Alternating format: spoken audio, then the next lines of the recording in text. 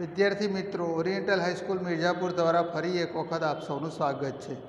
ધોરણ 10 ગણિત વિષયની અંદર અત્યારે આપણે 9મું ચેપ્ટર ચાલી રહ્યું છે, ત્રિકોણમિતિના ઉપયોગો. એમાં ગયા લેક્ચર સુધી આપણે દાખલા નંબર 6 સુધી ક્લિયર કર્યા હતા.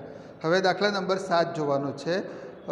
તમે ફરી એક વખત હું કહી દઉં છું કે મારી સાથે સાથે તમારે રકમ વાંચવાની છે, રકમ સમજવાની છે, રકમ ઉપરથી આપણે આકૃતિ દોરવાની છે, આકૃતિ ઉપરથી આપણે દાખલો કઈ રીતે ગણવો એનું એક આઈડિયા અથવા તો એક પ્લાન બનાવવાનો છે કે ભાઈ આ પ્રમાણે આપેલું છે ને આ પ્રમાણે શોધવાનું છે, અને ત્યાર પછી આપણે દાખલાની ગણતરી કરવાની છે. તો રકમ સમજવાની અને એના ઉપરથી આકૃતિ બનાવવાની. દાખલા નંબર 7.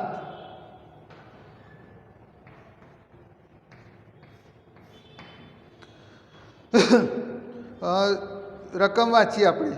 જમીન પરના એક બિંદુથી એક 20 મીટર ઊંચી ઇમારતની ટોચ રહેલ છે. એક સંચાર ટાવરના તળિયા અને ટોચના ઉચ્છેદ કોણમાં માપ 45 અને 60 છે. તો ટાવરની ઊંચાઈ શોધો. જમીન પરના એક બિંદુથી એક 20 મીટર ઊંચી ઇમારતની ટોચ રહેલ છે.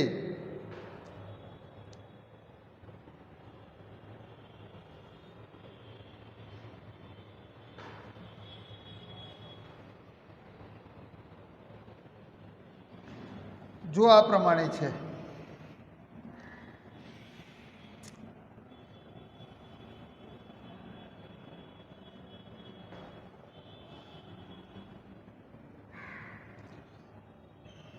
જમીન પરના એક બિંદુથી એક 20 મીટર ઊંચી ઇમારતની ટોચ પરથી 20 મીટર ઊંચી ઇમારતની ટોચ ઉપરથી એક સંચાર ટાવરના તળિયાના અને ટોચના, એટલે અહીંયા આપણે સમક્ષિતિજ રેખા બનાવવી પડશે.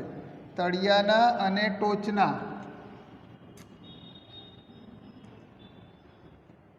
ઉચ્છેદ કોણ 45 અને 60 છે. આ 45 અંશ છે અને આ 60 અંશ છે. તો ટાવરની ઊંચાઈ શોધો.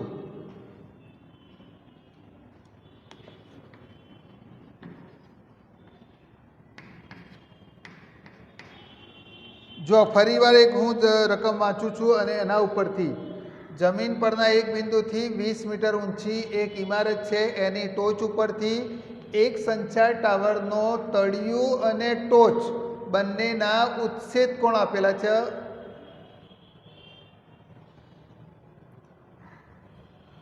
પિસ્તાલીસ અને 60 છે. તો ટાવરની ઊંચાઈ શોધો. તો આપણે આ પ્રમાણે આકૃતિ પ્રમાણે શું આપેલું છે જુઓ.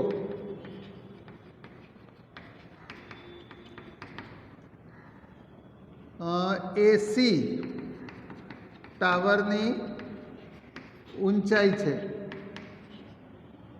અને ડીઈ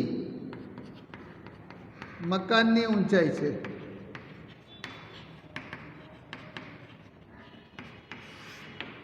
પહેલાં આપણે એક કામ કરીએ. આ 20 આપેલા છે તો અહીંયા પણ આ 20 મૂકી દઈએ આપણે.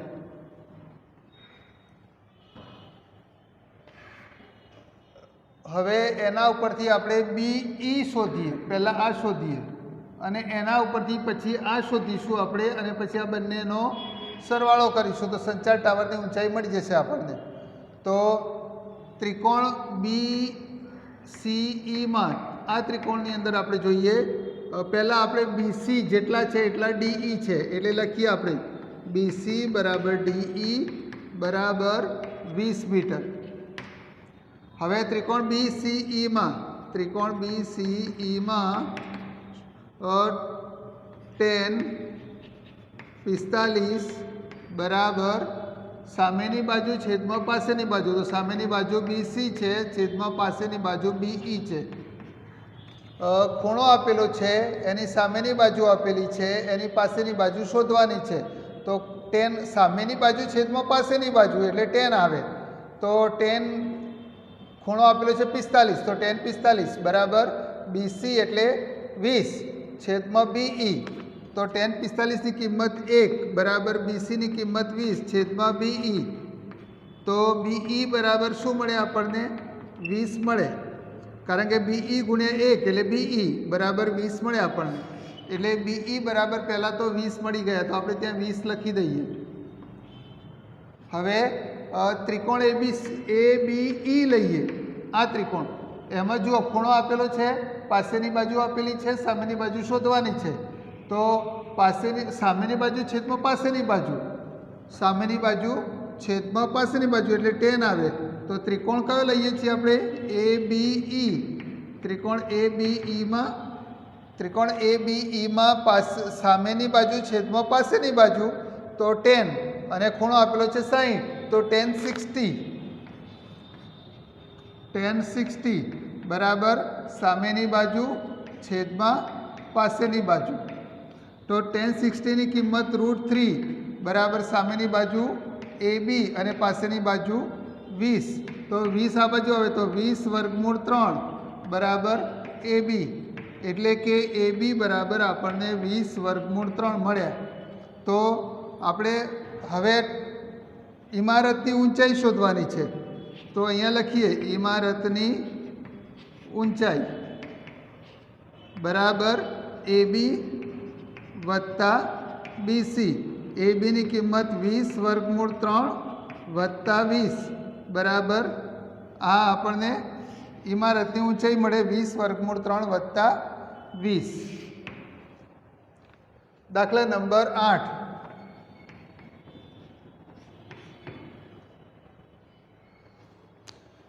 એક ઊંચી બેઠક પર 1.6 મીટર ઊંચી એક પ્રતિમા ગોઠવેલ છે.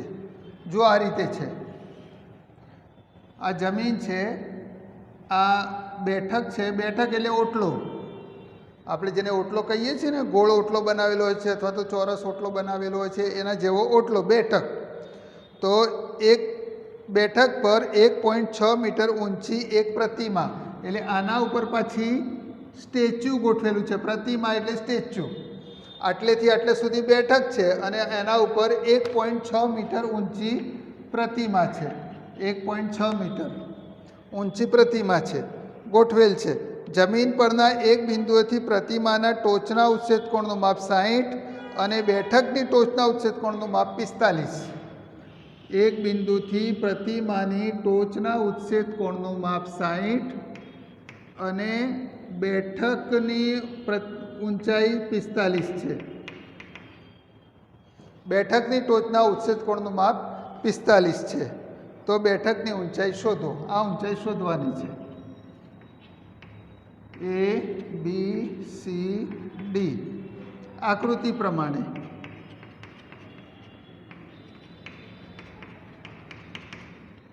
AB બરાબર શું છે?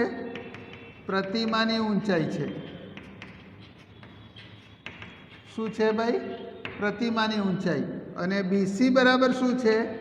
બેઠકની ઊંચાઈ છે.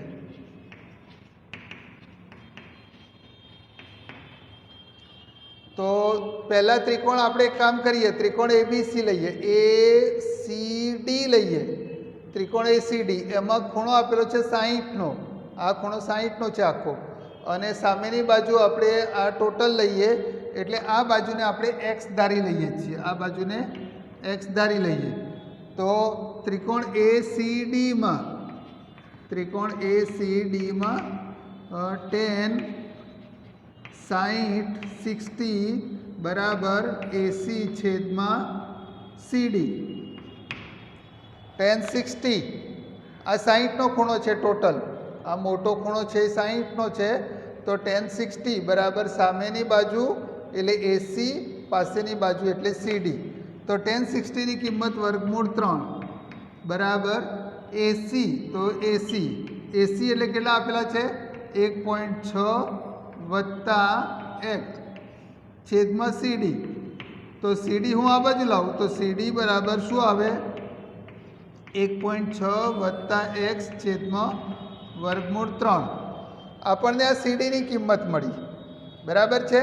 ચલો આગળ જોઈએ. હજુ તો બીજી કિંમત પણ મળે છે. હવે ત્રિકોણ BCD લઉં છું હું. ત્રિકોણ BCDમાં tan 45 બરાબર સામેની બાજુ બીસી છેદમાં પાસેની બાજુ સીડી. tan 45 45 અંશનો ખૂણો આપેલો છે, સામેની બાજુ શોધવાની છે, આપેલી છે આપણને x અને પાસેની બાજુ શોધવાની છે. એટલે સામેની બાજુ છેદમાં પાસેની બાજુ એટલે tan આવે. સામેની બાજુ છેદમાં પાસેની બાજુ tan, પેલા સૂત્રો યાદ કરો.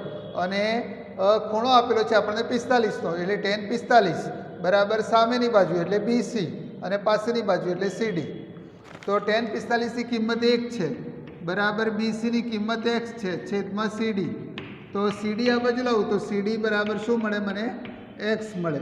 એટલે જુઓ અહીંયા આપણને CDની બે કિંમતો મળી. એક કિંમત અહીંયા મળી, એક કિંમત ત્યાં મળી. બંને કિંમતોને સરખાવીએ આપણે તો 1.6 વત્તા x છેદમાં વર્ગમૂળ 3 બરાબર x. તો આ વર્ગમૂળ 3 હું આ બાજુ લઈ જાઉં તો 1.6 વત્તા x બરાબર વર્ગમૂળ 3x. xને પેલી બાજુ લઈ જાઉં તો 1.6 બરાબર, ચલો ને x વર્ગમૂળ 3ની કિંમત મૂકી દઈએ 1.73x. વર્ગમૂળ 3ની કિંમત 1.73. કેટલીક વાર 1.7 પણ લે છે. ચલો x હું પેલી બાજુ લઈ જાઉં છું તો 1.6 બરાબર 1.73 x માઇનસ x. તો 1.6 બરાબર x કોમન 1.73 ઓછા 1. તો 1.73માંથી 1 જાય તો 1.6 બરાબર 0.73 બચે આટલા x. તો x બરાબર 1.6 છેદમાં 73 ગુણ્યા 100 અને 1.6 એટલે 16 છેદમાં 10. જો ફરી એકવાર અહીંયાથી લઈએ વર્ગમૂળ 3 આ બાજુ લઈ ગયા એટલે વર્ગમૂળ 3x. વર્ગમૂળ 3ની કિંમત મૂકી 1.73. x પેલી બાજુ લઈ ગયા એટલે માઇનસ. x કોમન કાઢ્યા એટલે 1.73માંથી 1 જાય. 1.73માંથી 1 જાય એટલે 0.73 અને xના x 0.73 આ બાજુ લાવ્યા એટલે 73 છેદમાં 100 અને 16ના 1.6ના 16 છેદમાં 10. ચલો એક મીંડું ગયું એટલે 160 ભાગ્યા 73 બરાબર x. એટલે 160 ભાગ્યા 73 કરવા પડે આપણે. કરીએ 160 ભાગ્યા 73. 73 દુ 146. 10માંથી 6 જશે તો 4 અને 15માંથી 14 જશે તો 1. 73 એકુ 73. 10માંથી 3 જશે તો 7 અને 13માંથી 7 જશે તો 6. 17 7 ચોક 28 7 5 35 7 6 42 70 70 49 7 8 56 8ની આસપાસ આવે એટલે 2.18. એટલે x બરાબર 2.18. એટલે આપણે શું કર્યું 160 ભાગ્યા 73 કર્યા તો x બરાબર 2.18 આવે છે. એટલે x શું છે આપણે શું ધાર્યું છે? x બેઠકની ઊંચાઈ.